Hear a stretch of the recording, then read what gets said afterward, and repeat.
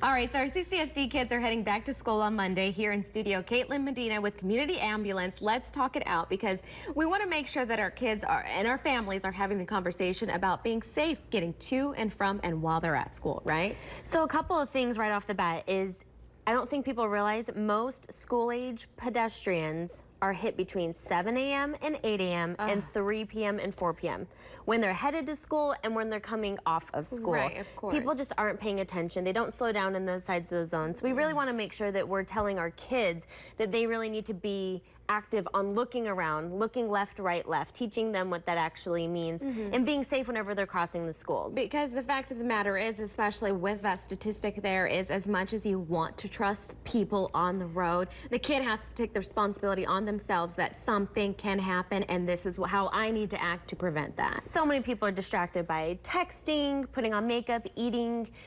Yeah, let's try to make them aware of our little kiddos out there. Right. All right. So the moms and dads watching, what do you want them to be telling their kids? So with their backpacks, if it isn't bright and colorful, there's a lot of different things that you can use. This is just highlighter duct tape, and you can use reflective tape, and you can actually just put a couple strips across the backpacks if they're dark and they aren't able to actually see those.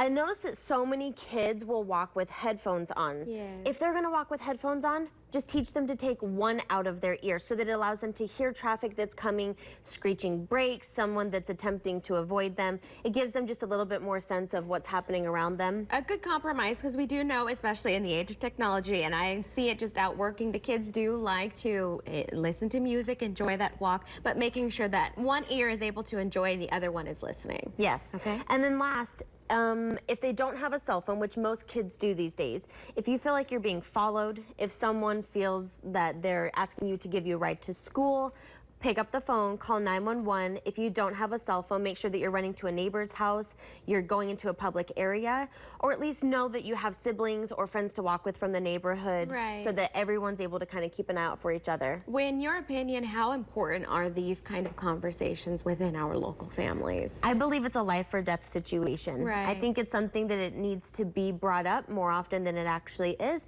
because it's going to make a big difference when kids are trying to go back and enjoy their school year. And you working with Community Ambulance, you could see how quickly things can happen in an instant. We do, and we've had some awesome success stories when it comes to kids being hit, and we've had some ones that are extremely unfortunate. I understand. Well, thank you so much. We definitely want to keep our local ones safe and happy heading back to school. We will get all the details on our website, news3lv.com. Thank you so much for joining us. Thanks for having us. Of course. We'll be right back.